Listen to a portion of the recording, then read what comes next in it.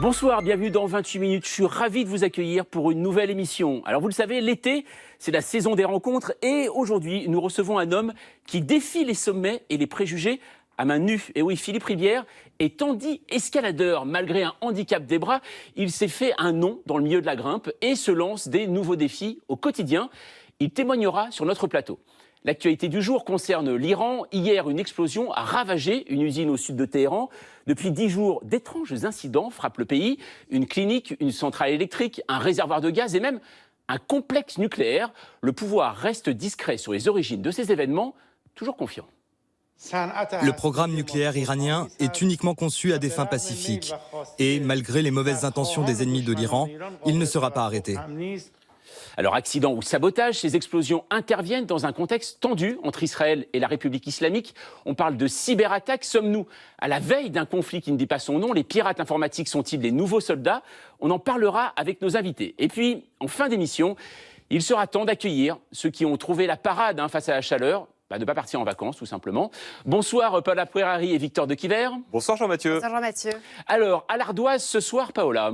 Alors, le port du masque fait-il de vous un électeur de gauche ou de droite? Figurez-vous qu'aux États-Unis, c'est devenu un marqueur politique. Et à votre avis, pour qui votent les anti-masques? La réponse tout à l'heure. J'ai une petite idée, je pense. Et vous, Victor? Waouh, mais vous êtes bronzé, Jean-Mathieu, qu'est-ce qui vous arrive? J'hésite plus maintenant. Ah, ce soir, figurez-vous que moi, je remonte aux origines du bronzage entre dégoût et fascination du soleil. Très bien, en tout cas, c'est un vrai sujet d'actualité. Et bonsoir à vous, Camille Diao. Bonsoir. J'ai l'impression que vous allez très bien ce soir. Très bien, comme tous les soirs, tout simplement. Et comme vous aussi, Kloskovic, non? Miraculeusement bien. Et voilà, il paraît, miraculeusement. Et bonsoir à vous, Philippe Ribière. Et bonsoir. Bonsoir. Alors, vous sortez un livre qui s'intitule Faire bloc aux éditions Artaud. Alors, juste au départ, en fait, ce soir, j'ai l'impression qu'on reçoit quand même quelqu'un d'assez connu, qui a une certaine renommée, puisque vous êtes renommé dans le milieu donc, de l'escalade, et vous êtes connu pour avoir fait un clip avec Skip the Use. D'ailleurs, vous portez le t-shirt du chanteur, la Matt Bastard. Comment s'est passé, justement, cette rencontre avec ce groupe de musique? C'est vrai que je fais pas mal d'événements sportifs et à cette occasion, je prenais en photo des artistes, justement, de la chanson. Et avec Matt, on a eu l'occasion d'échanger lors d'un repas et on a abordé des thèmes qui me sont chers et qui lui sont chers, l'adoption, la discrimination raciale, la discrimination physique. Et un an plus tard, il m'a écrit, il m'a appelé, il me dit « Je t'ai écrit une chanson suite à cette conversation ». Et Benga, j'ai joué dans son clip « Damn Cool voilà. ». Et c'est un honneur pour moi de représenter en quelque part toutes ces différences. Et voilà, en tout cas, on va en parler justement de votre vie. Et c'est l'heure de la règle de 3. Elle est signée ce soir, Gaël Legrain. Judicaël, une rencontre, espontas, c'est la règle de 3 de Philippe Ribière. Judicaël naît le 12 mars 1977 à Fort-de-France en Martinique. Il est atteint de malformations congénitales. Ses parents le confient à la DAS. À l'âge de 4 ans, il est adopté par un couple du département du Gard. Pour l'état civil, Judicaël devient Philippe Ribière. Ses parents adoptifs lui donnent peu d'amour. À 16 ans, il veut s'inscrire dans un club cycliste. Le responsable lui répond « Je ne veux pas perdre mon temps avec un gamin handicapé ». Quelques jours plus tard, il se rend à Clarensac, un petit village où se trouve un club d'escalade. L'accueil du moniteur est chaleureux. En rentrant chez lui, Philippe tombe sur une émission consacrée au grimpeur Patrick Edlinger. Il y voit un signe d'encouragement. L'escalade fut une rencontre, dit-il.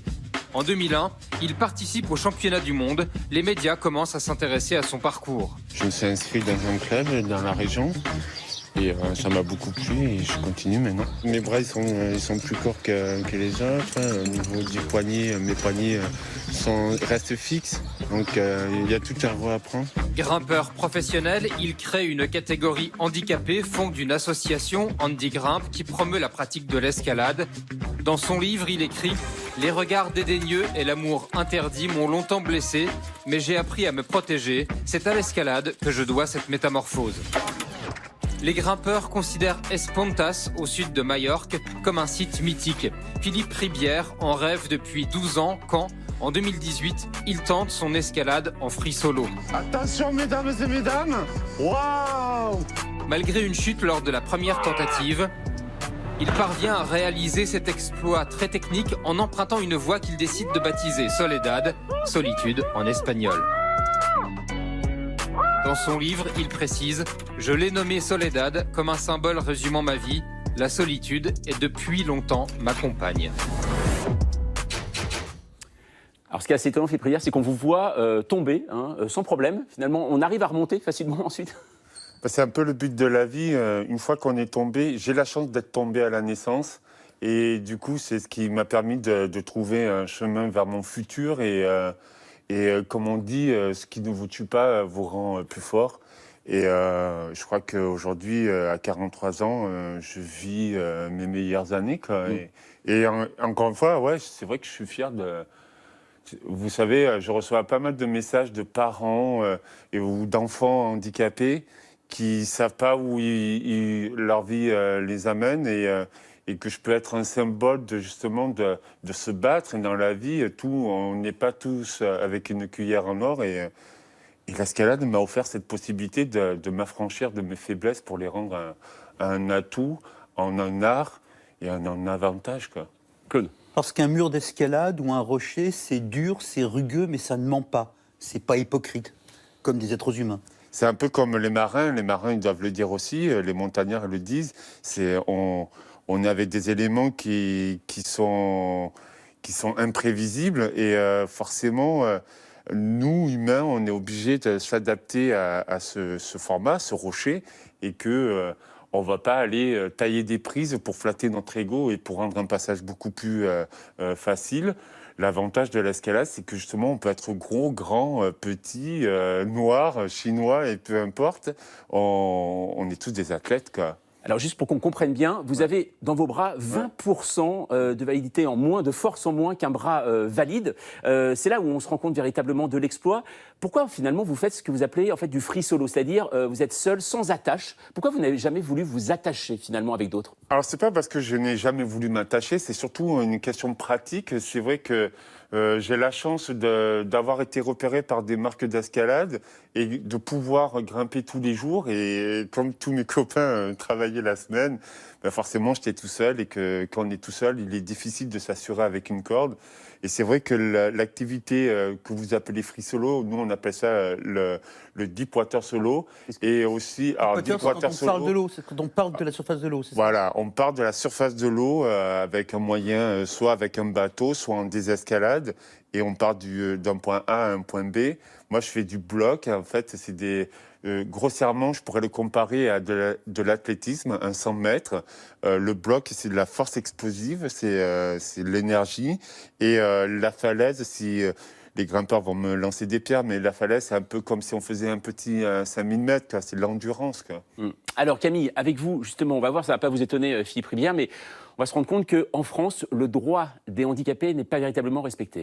Le handicap est même le premier motif de discrimination en France, selon le dernier rapport annuel du Défenseur des droits, Jacques Toubon, paru au mois de juin dernier. En 2019, et c'est la 3e année consécutive, les discriminations liées au handicap ont constitué la majorité des saisines de l'institution, 22,7%, loin devant l'origine, 14,5%, et l'état de santé, 10,3%. Ces discriminations, elles sévissent principalement dans le domaine de l'emploi et notamment dans le secteur public où le handicap est le premier critère de saisine du Défenseur des droits, mais aussi à l'école. L'institution pointe l'incapacité des pouvoirs publics à s'entendre sur leurs responsabilités respectives. Le rapport s'inquiète également de la loi Élan pour l'évolution du logement adoptée fin 2018 qui réduit certaines normes de construction et remet en cause la règle du tout accessible. Et enfin, il déplore que la loi d'orientation sur les mobilités évacue totalement la question de l'accessibilité des transports publics aux personnes handicapées. En 2017 déjà, le Défenseur des droits notait qu'en matière de handicap, la France a, je le cite, une culture de retard et les choses ont peu évolué depuis. Philippe Rivière, quelle a été votre expérience de ces discriminations?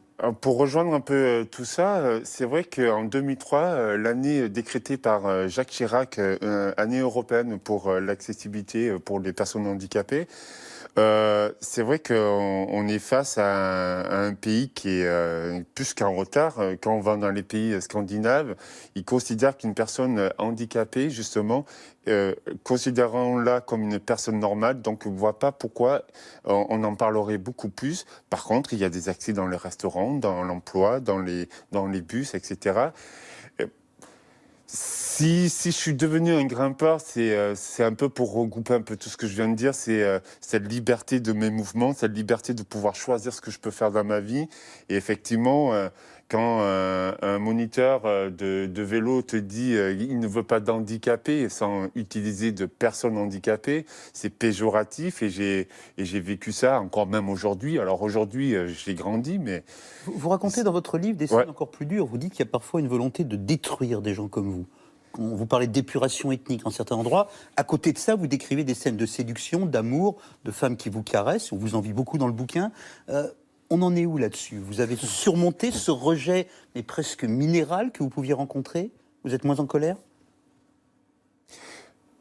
Comme j'ai dit, c'est vrai, j'ai transformé mon handicap en un art. C'est-à-dire que quand j'ai fait en 2009 un tour d'Europe, grâce aux ambassades françaises de Bernard Kouchner qui m'avait organisé ça, des conférences dans les ambassades françaises, j'ai eu l'occasion de me rendre compte un petit peu de ce qui se passait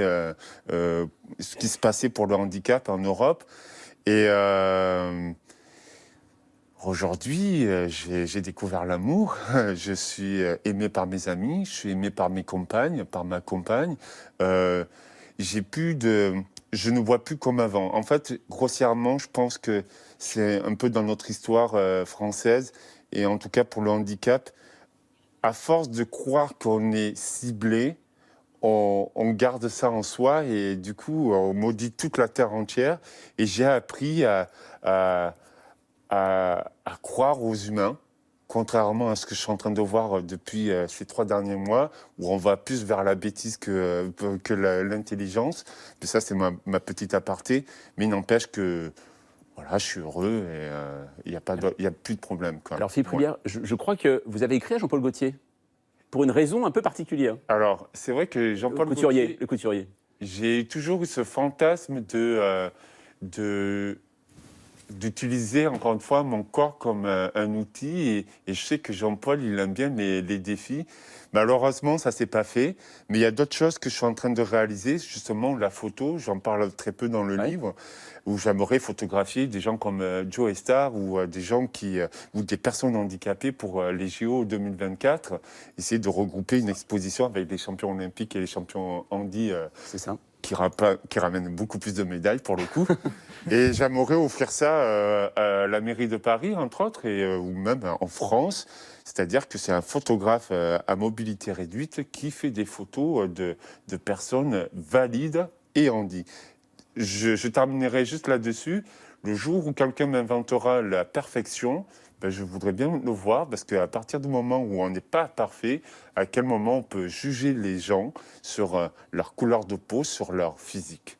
En tout cas, tout ça, c'est à découvrir. Hein. C'est un témoignage assez fort dans Faire bloc. Hein. C'est votre livre, Philippe Ribière. C'est publié aux éditions Artaud. Merci d'être passé ce soir par 28 minutes. Allez, on passe maintenant à notre débat. Que se passe-t-il en Iran? Et oui, depuis plus d'une semaine, des sites d'armement et nucléaire subissent des explosions sans que nul n'en connaisse l'origine. La ligne de Téhéran alterne entre accidents et sabotage de la part d'Israël, des actions qui auraient été menées sans soldats ni armes à feu, mais grâce au piratage informatique. Le Proche et Moyen-Orient vit-il une cyberguerre? Jusqu'où peut mener cette escalade? Comment faire face à ces nouvelles menaces branchées sur Wi-Fi? On en parle après la mise au point d'Amira Swilem.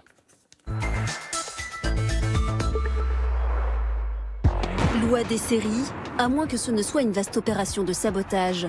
Depuis une dizaine de jours, l'Iran est le théâtre de plusieurs explosions sur des sites stratégiques et militaires. La plus spectaculaire, cette déflagration sur un complexe nucléaire situé à 250 km seulement de la capitale Téhéran. Les officiels iraniens tentent de sauver la face malgré tout.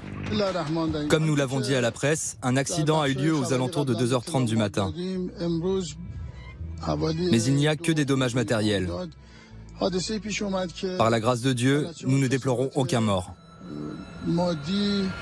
Les officiels restent prudents, mais des médias iraniens pointent du doigt l'ombre d'Israël derrière ces opérations.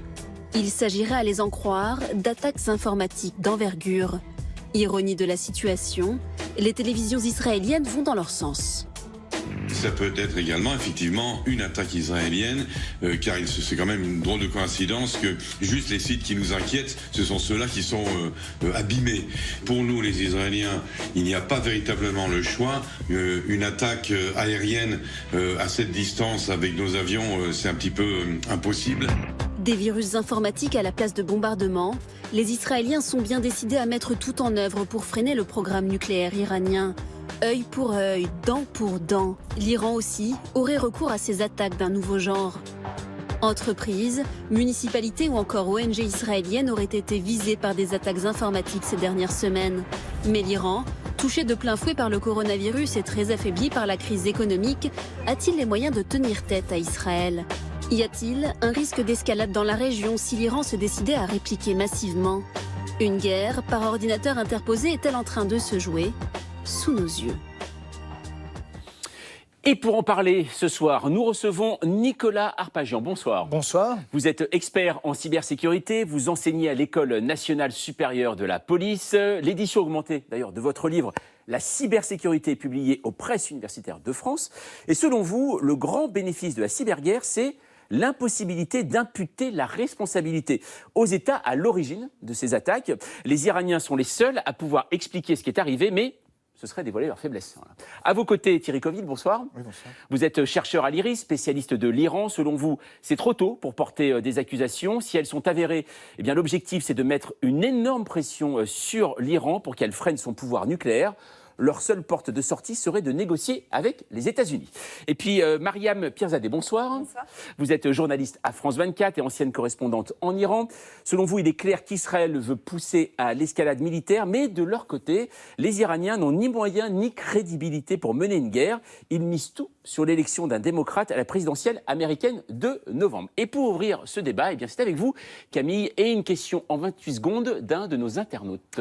Tout à fait. Cette question, elle va s'afficher derrière vous, Jean-Mathieu. Oui, Depuis la révolution iranienne, ce pays subit divers types de guerres, physiques, terroristes, économiques, politiques et maintenant cyberguerre. N'est-ce pas une énième tentative pour renverser le régime, demande Kamel. Et je vous pose la question, Mariam Pirzadeh.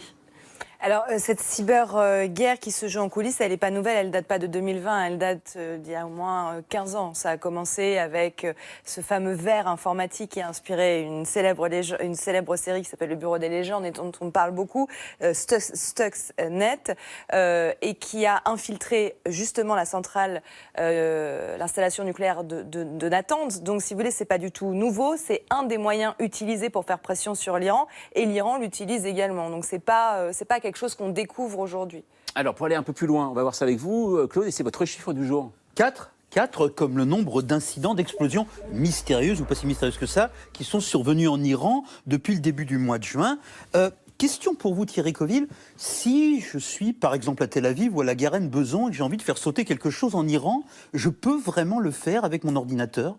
On peut vraiment provoquer à distance une explosion informatique? Alors là, vous voyez juste, Nicolas Arpagian, c'est ce que permet le numérique, c'est l'imputabilité. Vous avez exactement démontré les circonstances, vous l'interrogez, et c'est moi peut-être qui serai à la manœuvre. Blague à part, c'est que effectivement, on va faire en sorte de pouvoir. Les systèmes d'information irriguent les organisations administratives, militaires, le commerce, la santé, l'énergie également. Et donc effectivement, il va falloir simplement rentrer dans le système. Vous évoquiez l'attaque de 2009 à Natanz, c'est-à-dire une attaque sur des centrifugeuses qui avaient été le contrôle avait été pris à distance de manière à les accélérer et faire en sorte qu'elles se détruisent. Par un verre informatique fabriqué voilà, exactement. Par les Israéliens et les Américains. Alors, en tout cas, on me prête corrige, mais en tout cas, ils avaient intérêt à le faire, ils avaient la capacité de le faire, et même, voilà, en tout cas, ils ne l'ont pas revendiqué au sens officiel, mais effectivement, on peut l'envisager. Là, en l'occurrence, vous avez raison, on va pouvoir s'affranchir de la distance. Une des protections, c'était ce qu'on appelle l'air gap, c'est-à-dire qu'on va déconnecter tous les équipements, les connecter à rien. Et c'est là où il faudra, à ce moment-là, une contribution humaine, alors volontaire ou pas. Dans le cas de 2009, il y avait manifestement une complicité de quelqu'un qui a branché effectivement un équipement. La question qui va se poser, et vous l'évoquiez en introduction, c'est connaître le modus operandi. Il n'y a aujourd'hui que les Iraniens qui sont capables de le savoir, puisqu'ils vont faire le rétro-engineering, l'analyse post-mortem, dit-on, de leur équipement pour essayer de comprendre quel a été le vecteur d'infection. Alors, Thierry Coville, quel serait l'objectif finalement aujourd'hui de ces attaques? C'est en effet pour mettre plus de pression? Oui, c'est la question que je me pose depuis qu'il y a eu ces attaques, parce que je vois pas trop, objectivement, je vois pas trop l'intérêt, parce que si on regarde objectivement les choses, a priori, le programme nucléaire iranien, il est quand même largement contrôlé. Leur niveau d'enrichissement, je crois, il est à 4%. Donc, on sait que le programme nucléaire iranien, il va pas vers le militaire actuellement. Donc, quel intérêt pour Israël, disons-le, de le retarder. Et moi, je pense, là, je vois plusieurs explications possibles. Effectivement, il y a l'idée de mettre une énorme pression sur l'Iran et de leur dire, c'est peut-être une guerre psychologique de leur dire, on peut vous frapper n'importe où. C'est un peu ce qu'avait dit Netanyahou quand il y a eu des attaques en Irak. Il dit, attention, l'Iran, on peut vous frapper n'importe où. Deuxième élément, c'est retarder le programme nucléaire, parce que les Israéliens se disent, de toute façon, un jour, ils ont toujours l'idée d'aller vers le... On avait dit que Stuxnet, ça avait retardé de 20 mois le programme nucléaire. Non, mais je veux dire, ça va retarder aussi aujourd'hui la fabrication des centrifuges. C'est quand même différent, parce que si vous voulez, à l'époque, il y avait, je pense, un certain nombre de gens en Iran il y avait l'idée d'éventuellement un programme nucléaire militaire. Là, c'est quand même un cadre complètement différent. Il faut rappeler quand même, il y a eu l'accord de 2015. Dont l'Iran, je demande pardon, c'est pas pour l'instant, mais dont l'Iran a dit qu'il s'affranchissait dorénavant. Puisque l'Amérique l'avait déchiré. C'est pas aussi simple que ça. Ils s'en affranchissent par des petites mesures. Globalement, ils en font toujours partie. D'ailleurs, c'est pour ça, en grande partie, qu'à mon avis, ils vont pas vraiment envie de répondre, parce que ce qu'ils attendent aussi, c'est les élections présidentielles de novembre, avec Joe Biden qui a dit... Aux États-Unis, Joe Biden qui a dit, si je suis élu, moi je reviens dans l'accord. Donc l'Iran est toujours dans cet accord. Donc pour répondre à votre question, je pense qu'il y a aussi l'idée, et comme l'a dit Mariam, c'est de pousser l'Iran à la faute. Ouais. Alors là, on parle de l'Iran et Israël, et vous l'avez dit, il y a une ombre derrière, c'est celle des États-Unis, Claude. Hein. Et on va écouter le chef de la diplomatie américaine, Mike Pompeo, c'était le 30 juin dernier à Washington. Écoutez comment on parle de l'Iran et d'une menace iranienne à l'intérieur du pouvoir américain. Presque tous les pays ont des armes. Les nations matures les utilisent à des fins défensives pour promouvoir leur stabilité, pas la République islamique d'Iran. Et ne vous contentez pas de nous écouter, écoutez tous les autres pays de la région. D'Israël au Golfe, les pays du Moyen-Orient, les plus exposés aux prédations de l'Iran, parlent d'une seule voix, étendre l'embargo sur les armes. Ça, c'est le discours de l'administration Trump. L'Iran est une menace, on ne le lâchera pas. Mariam Pirzadeh, on a entendu que l'Iran n'est pas prêt ou n'a pas l'intention d'aller vers un programme nucléaire militaire. En même temps, ce n'est pas exactement ce que dit le chef de la diplomatie française, Jean-Yves Le Drian. Ce n'est pas ce que disent les Israéliens qui pensent que l'Iran est capable d'aller vers le nucléaire militaire cette année. Où en est-on de la capacité militaire, offensive, nucléaire réelle de l'Iran ? C'est-à-dire en dehors de ces centrales et quelle est sa capacité de frappe ? Quel est le niveau, en dehors du discours politique de Netanyahou, de Trump et de son équipe, quel est le niveau de dangerosité ou d'efficacité des armes iraniennes aujourd'hui ? Aujourd'hui, la bombe nucléaire iranienne, c'est pas pour demain. L'accord sur le nucléaire a ralenti de manière vraiment pérenne la possibilité de l'Iran d'obtenir la bombe nucléaire. Parce que le savoir-faire reste. Le savoir-faire reste, certes, mais ils n'ont plus le matériel. Et d'ailleurs, cette attaque de Natanz, elle s'est déroulée dans une section qui développe et qui rend les centrifugeuses performantes. Et là, et c'est un aveu de faiblesse de la part du chef de l'organisation nucléaire iranienne de dire que les dommages, les dégâts ont été très importants et que du coup, ce programme va prendre du retard. Et que ces centrifugeuses, eh bien, il va falloir attendre encore un peu de temps avant de les développer. Donc on est très loin pour le moment d'avoir une bombe. C'est ce que disait Thierry Coville. Pourquoi frapper en ce moment, sachant que l'Iran, l'économie du pays est à genoux en ce moment, que là, les vidéos que vous voyez, ce sont des vidéos qui sont prises par les Iraniens. Donc les autorités iraniennes ne pouvaient pas cacher ces attaques qui se sont déroulées dans 4 lieux différents, plus une attaque inexpliquée, un accident dans une clinique dans le nord de Téhéran. Et donc là, il n'y a aucune possibilité pour les Iraniens de cacher ce qu'il s'est passé. Alors, on va voir que tout cela, bien sûr, n'est pas nouveau, je vous apprendrai pas ça. Et avec notre archive, on va le voir encore plus, puisqu'elle nous ramène en 1981. Le 7 juin de cette année, l'armée israélienne mène une attaque qui détruit partiellement le réacteur nucléaire aux Irak, près de Bagdad. 10 soldats et un coopérant français trouveront la mort au cours de ce raid. 39 ans plus tard, en Iran, il y a comme de l'écho. Ce centre nucléaire de Tammuz faisait l'objet depuis plus d'1 an de critiques israéliennes. Conformément à un accord de coopération nucléaire entre la France et l'Irak, la France participait à la construction de cette centrale. Philippe Dumez. Situé à une trentaine de kilomètres de Bagdad, le centre de recherche nucléaire irakien était construit avec le CEA après un accord passé avec la France en 1975. Ce centre devait former des ingénieurs et techniciens à la pratique de l'énergie nucléaire. Les Israéliens connaissent bien les dangers de la prolifération nucléaire et c'est la raison pour laquelle ils ont détruit le centre nucléaire irakien.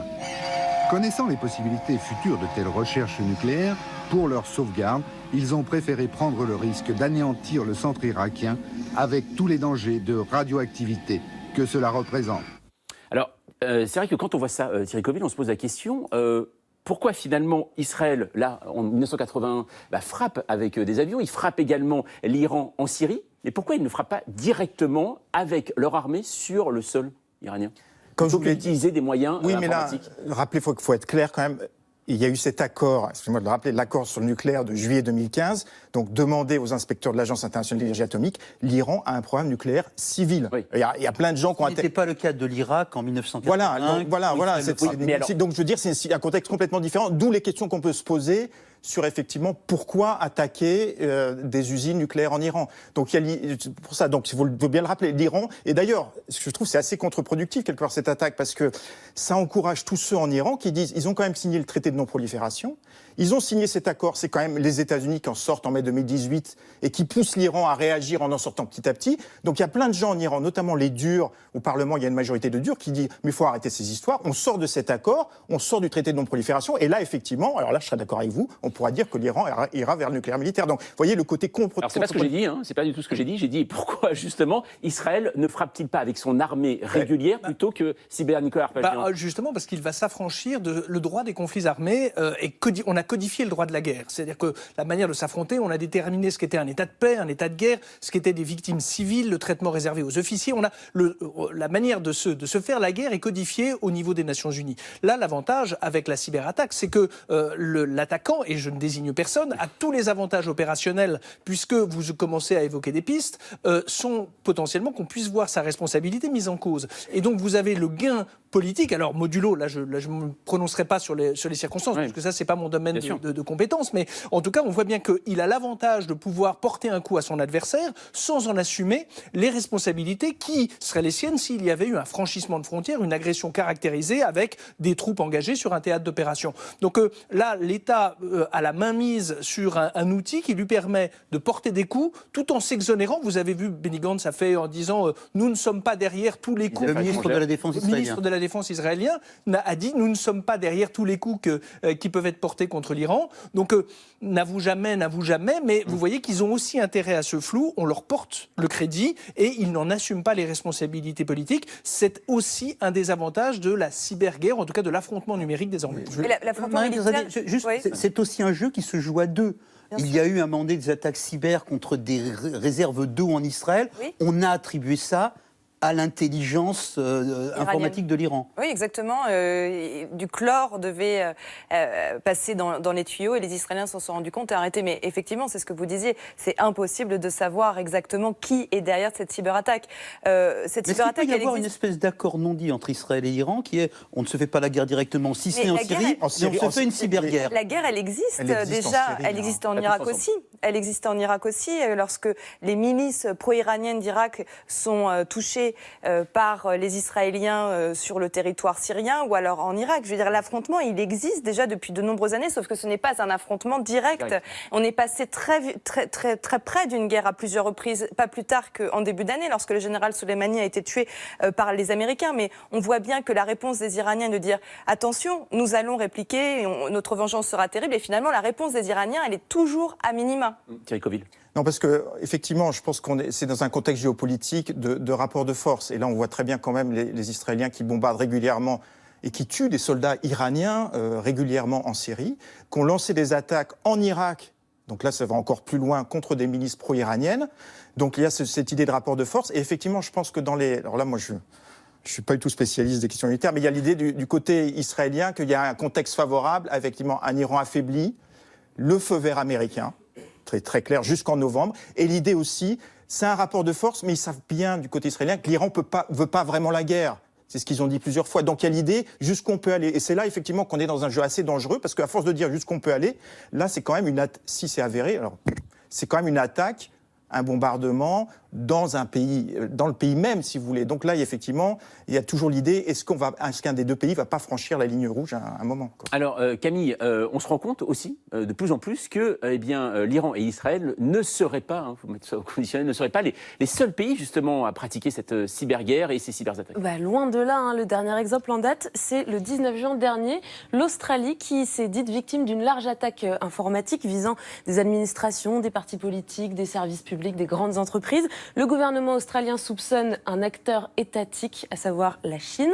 Et parmi les nations qui se sont fait une spécialité de ce type d'attaque, il y a évidemment la Russie. On se souvient de la présidentielle américaine de 2016 où des hackers russes avaient visé le Comité national démocrate. En mai dernier, c'était au tour de l'Allemagne d'accuser la Russie d'avoir mené une attaque contre le Bundestag et la chancellerie. Et la France tient les Russes pour responsables d'une cyberattaque ratée contre une ferme éolienne qui aurait pu mener début 2018 à un blackout énergétique, sans oublier la divulgation des emails de l'équipe de campagne d'Emmanuel Macron en 2017. Il n'est pas exclu d'ailleurs que la Russie apporte son aide au département de cyberdéfense iranien dans le cadre de leur accord de coopération militaire signé en 2019. C'est un nouveau champ de bataille. La moindre tension géopolitique s'accompagne désormais d'un volet cyber, explique au magazine L'Express un expert en cybersécurité. Alors est-ce qu'on est à l'aube d'une sorte de troisième guerre mondiale qui se déroulerait virtuellement sur le réseau global, Nicolas? Alors, en général, aujourd'hui, l'arme numérique, elle est utilisée en amont, en accompagnement ou en amplification. En amont, parce que justement, ça permet de faire ce que pourrait qualifier presque de guérilla numérique. Moi, j'avais fait il y a quelques années un livre qui s'appelait La cyberguerre. La guerre numérique a commencé, et des discussions à l'école de guerre. On me disait, mais quand même... Bon, effectivement, c'est vrai que la question de la guérilla, le principe de la guérilla, c'est quand vous avez des groupes isolés qui vont venir harceler une structure établie, alors un État, une force armée éventuellement. Et c'est vrai que ça devient pour des éléments où chacun peut toucher en plus à la fois les institutions militaires, comme c'est le cas en principe dans le cas des conflits conventionnels, mais également les activités économiques. On voit qu'on peut déstabiliser, vous parliez de l'énergie, un pays sans électricité, vous voyez bien les dysfonctionnements, les atteintes à la santé publique, les atteintes à la disponibilité des ressources comme même les ressources bancaires, éventuellement l'alimentation, et donc il y a un effet amplificateur. Vous parliez également dans le cas de l'attaque, à un moment l'organisation iranienne a publié des photos, oui. Et donc vous voyez qu'on est également dans une logique d'information. Elle veut montrer, et on est bien sur les deux piliers de la cyberguerre, ou en tout cas de l'affrontement, les infrastructures, les équipements, mais également l'information. On va victimiser, ou en tout cas montrer, vous voyez, nous avons été agressés de manière à donner corps, parce que si c'était qu'une stricte attaque informatique, c'est difficilement matérialisable. On est bien sur cette logique-là d'affrontement, en tout cas ce qui est certain à n'en pas douter, et là c'est pas une histoire de grand pays, petit pays, tous les États cherchent déjà à se défendre, donc ils sont obligés d'investir dans une expertise, mais également de soigner leur offensive. Claude ? Mariam Pirzadeh, est-ce que l'Iran se prépare à cette guerre? Est-ce qu'elle est soutenue par les Russes? Est-ce que même un pays pauvre, même un pays isolé, même un pays affaibli peut utiliser cette arme du faible, l'intelligence et l'informatique, avec de bons alliés? Alors là, la situation économique de l'Iran, elle est catastrophique. À chaque fois qu'on parle de l'Iran sur le plateau, c'est pour dire ça. Et en fait, chaque mois, en plus, la pandémie a vraiment accéléré cette crise économique sans précédent que vivent les Iraniens. Et ça, les Israéliens le savent, les Américains le savent. Est-ce que ça empêche la cyberguerre? Ça, j'entends bien l'affaiblissement. Est-ce qu'il y a une force cyber en Iran, éventuellement soutenue par les Russes? En fait, paradoxalement, le fait d'être sous sanction a poussé les Iraniens à développer leur propre technologie. Ils ont leur propre Silicon Valley qui s'appelle Pardis, qui est à 1 heure de Téhéran environ. Ils ont toutes les applications que nous, on a, mais version iranienne. Donc, si vous voulez, ça les a complètement poussés à être autonomes. Donc, c'est très, très probable qu'ils aient développé cette capacité-là, et ils l'ont prouvé encore récemment en Israël, vous en parliez. Donc oui, c'est une possibilité. Maintenant, d'un point de vue militaire, l'Iran n'a pas les moyens, et d'un point de vue aussi de crédit auprès de la population, n'a pas les moyens d'engager une guerre. Les Iraniens se préparent, déjà ils vivent, ils le savent, ils sont passés très près d'une guerre au mois de janvier, et chaque jour, dans l'esprit d'un Iranien, c'est peut-être que demain on va être frappé d'une guerre. Donc ça, la population le sait, mais là, honnêtement, les caisses de l'État sont vides et elles peuvent tenir grand maximum jusqu'à la fin de l'année 2020. Thierry Coville, si l'Iran est dans un tel état d'affaiblissement, quel intérêt pour le régime de continuer à dire de temps en temps qu'il veut détruire la structure étatique israélienne, de faire des attaques cyber qui fait qu'il y a des messages sur la destruction d'Israël qui arrivent dans des ordinateurs israéliens? Pourquoi continuer de défier un pays qui est allié aux États-Unis, qui est beaucoup plus fort que soi? Ben ça, c'est l'histoire de la République islamique d'Iran. Je veux dire, il y avait beaucoup d'idées comme quoi l'esprit révolutionnaire, justement, contre Israël, contre les États-Unis, cette idée aussi liée au schisme révolutionnaire, c'est-à-dire on prend la défense des faibles contre les oppresseurs, etc., que ça allait se calmer, etc. Et je pense que ça reste vivant en Iran. Hein, je veux dire, je pense que ça reste vivant en Iran. Alors, c'est pas la majorité de la population, mais il y a le cœur du régime, hein, les plus durs, les passes d'Aran. Là, on vient de parler, il y a des élections parlementaires en Iran. Je vous donne un exemple. Zarif, qui est partisan de l'accord, qui a négocié cet accord sur le nucléaire, il s'est fait insulter récemment au Parlement devant des gens qui lui disent « Vous êtes un traître au pays, pourquoi avoir signé cet accord, pourquoi faire partir du... faut quitter le TNP, etc. » Donc pour répondre à votre question, je pense qu'il reste un esprit révolutionnaire en Iran. C'est un pays assez complexe.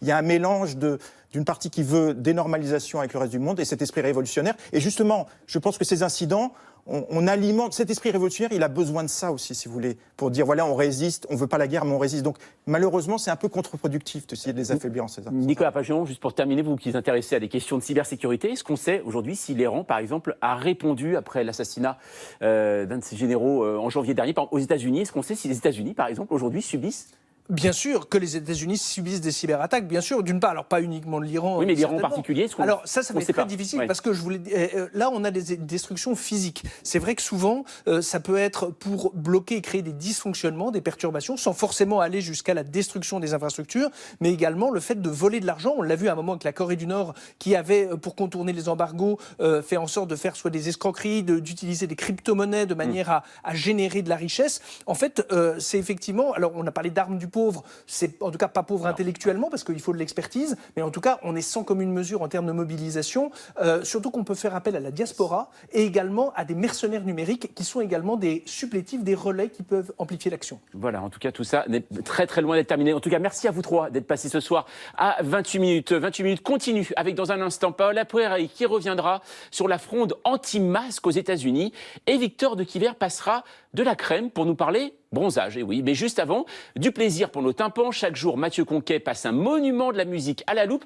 Alors Mathieu Conquet, fan de musique, mais pas forcément bon connaisseur de saison, puisqu'il nous emmène directement en automne avec un air qui a fait le tour du monde, les feuilles mortes.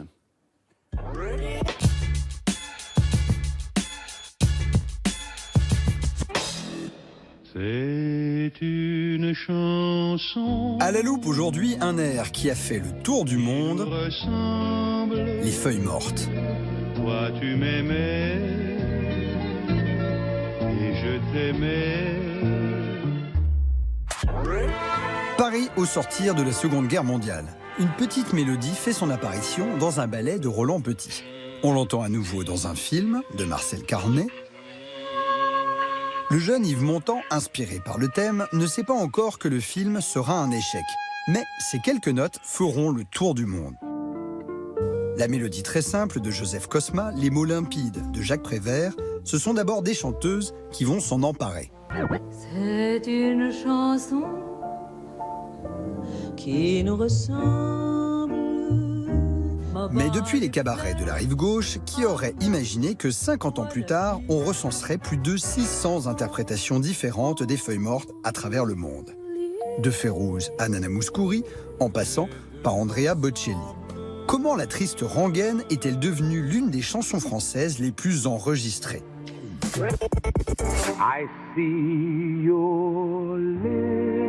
C'est un voyage en Amérique qui leur ouvre les portes du monde. Les feuilles mortes deviennent Autumn Leaves. Et à travers le jazz, de Duke Ellington, Miles Davis, Nat King Cole, Chet Baker ou Frank Sinatra, elle devient un standard. Jouée dans toutes les versions possibles, la chanson des feuilles mortes transcende les genres et les styles. C'est une chanson.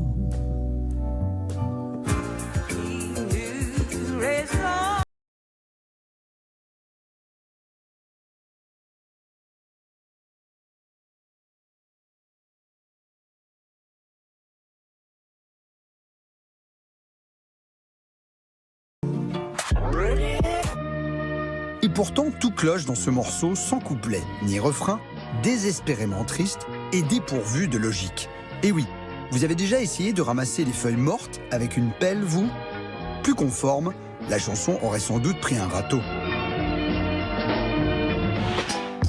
Et voilà, difficile de résister à un bon jeu de mots, hein, Mathieu Conquet. En tout cas, c'est une chanson qui fait fondre tout le monde, hein, toujours. Hein, voilà, des feuilles mortes. Eh bien, bonsoir à vous. Bonsoir. Paola, Jean-Mathieu. Victor, voilà. Alors avec vous, Paola, on fait le tour du monde, hein, c'est ça qui est formidable. On sort un peu de ce studio, justement. Et aujourd'hui, on part aux États-Unis face à la flambée, un record bien sûr des cas de coronavirus. Le président américain semble un peu changer de tactique. Oui, tout à fait. Alors, c'était la semaine dernière, lors d'une interview à Fox News, Donald Trump se déclarait soudain favorable au masque. Alors c'est une première et c'est surtout une volte-face car jamais depuis le début de la pandémie, on ne l'a vu porter un masque en public. Il avait dit « Je ne recevrai pas masqué dans le bureau ovale, ce n'est pas pour moi ». Sur Twitter, il a pris l'habitude de se moquer régulièrement de son candidat, de son rival à la présidentielle, le candidat démocrate Joe Biden. Il avait tweeté « Quel look d'enfer, Joe ! Un masque à double tranchant ».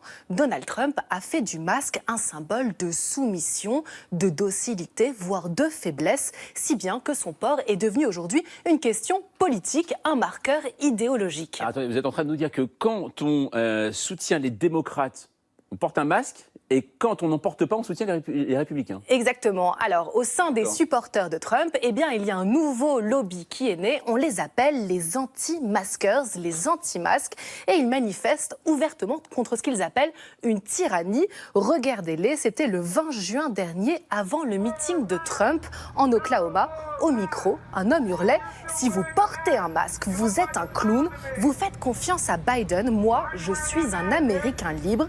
Et le soir même, eh bien, Donald Trump s'affichait à visage découvert pendant son meeting. Et regardez les tribunes, eh bien, on suivait son exemple. Oui. Cette guerre engendre de plus en plus d'incidents, et notamment dans les supermarchés, où les anti-masques refusent l'obligation et jettent de rage leur chariot. Alors voilà, c'est assez hallucinant. Ces derniers jours, la vidéo d'un conseil municipal à Palm Beach est devenue virale. Des citoyens défendaient le droit de ne pas porter un masque. This is America, as someone else spoke. This is not Cuba. We are not in a communist nation. I don't wear a mask for the same reason I don't wear underwear. Things gotta breathe. You literally cannot mandate somebody to wear a mask knowing that that mask is killing people. It literally is killing people. Bon. Alors, inutile de dire que le masque ne tue pas. En revanche, le virus, oui, déjà 130 000 morts aux États-Unis. Et désormais, les États les plus touchés sont les terres trumpistes. Jeudi dernier, on a vu certains gouverneurs républicains soudainement changer d'avis en rendant le port du masque obligatoire. C'est le cas, par exemple, au Texas et en Floride, dans la ville de Jacksonville. Et ironie du sort, c'est là où aura lieu la Convention nationale des républicains en août prochain. Alors, Donald Trump sera-t-il obligé de porter un masque pour son intronisation ? Il avait déclaré la semaine dernière « Mais j'ai un masque de couleur sombre qui me fait ressembler au Lone Ranger ». Alors je me suis renseigné, le Lone Ranger, le voici, c'est un héros de western, il est bien masqué, mais il porte un masque sur les yeux. Il n'y est pas encore tout à fait. Et ça promet en tout cas pour la campagne, hein, quand on verra en tout cas Donald Trump masqué sur un cheval. Allez, merci beaucoup Paola. Avec vous, Victor, alors là c'est vraiment une chronique de saison, hein, je pense, puisque c'est les grosses chaleurs. Et ce soir, vous allez nous retracer, presque, vous êtes un peu le Alain Decaux du bronzage en fait ce soir. Exactement. Du bronzage. Depuis quand jugeons-nous agréable le fait d'être bronzé et pourquoi? Le sujet peut paraître léger et pourtant la peau est un endroit social et politique. Si on trouve quelques bronzés à l'Antiquité, le christianisme va s'empresser d'en faire une valeur négative. Les femmes, par exemple, n'ont pas le droit de s'exposer au soleil, elles doivent même porter des cheveux longs. Les cheveux, écrira saint Paul, sont le voile de la femme. À cette époque-là, hein, la pâleur représente la pudeur, voire la virginité. En fait, il va falloir attendre la fin du 19e siècle pour que le contexte change. Le contexte va changer parce que, grâce à la médecine d'abord, on considère à l'époque que prendre l'air, que faire des bains de mer, que faire des bains de soleil est bon pour la santé. Et donc, les élites bourgeoises vont comme par hasard changer de couleur de peau. En fait, le vrai basculement de perception, ça va être lié à la culture de guerre, la guerre de 14-18. Lorsqu'on bronze, on devient métal, on devient matière, on devient fort, on devient inattaquable. Donc du coup, si vous voulez, dans les années 20, en revanche, le bronzage va devenir une pratique collective. Un peu trop d'ailleurs, parce que pour bronzer, il faut évidemment se dénuder. Et quand on se dénude, ça va en choquer certains. Regardez cette une du petit journal illustré qui date de 1927. On voit des baigneuses trop coquettes qu'on va flageller à coups d'ortie. Enfin, c'est pas nous qui les flagellons, hein, c'est des vilaines bretonnes. Mais si vous voulez, quelque part, en fait, c'est déjà trop tard. Le corps estival devient le symbole de l'émancipation féminine. Lorsqu'on est bronzé, ça y est, on devient désirable, on devient belle. C'est exactement l'inverse 100 ans auparavant. Bien sûr, après, on va avoir les congés payés, les 30 glorieuses, l'essor du tourisme de masse qui va uniformiser les corps et les pratiques. Il va falloir attendre le milieu des années 70 avec les punks qui vont contester l'hégémonie occidentale du teint hâlé. Ils sont livides, ils sont radicaux et leur blancheur va incarner leurs pensées nihilistes, anticonformistes. Depuis, on trouve toujours des petites tribus de personnes bronzées. Il y a Claude, il y a Donald Trump, bien sûr, mais vous l'aurez remarqué, la médecine a changé de côté et tant qu'on met sa crème, chacun fait ce qui lui plaît. Mais voilà, c'est magnifique. En tout cas, ne pourchassez pas les baigneurs avec des orties, surtout ceux qui bronzent. Allez, merci mes amis. En tout cas, à suivre sur Arte, Woman at War, film islandais sur une écolo vengeresse qui aime détruire les lignes de haute tension et animer des chorales. Voilà, c'est assez étonnant et jubilatoire. Et nous, on se quitte en musique avec un clin d'œil à ces étranges explosions en Iran. Sabotage par les Beastie Boys. À demain, 20h05. Tchuss.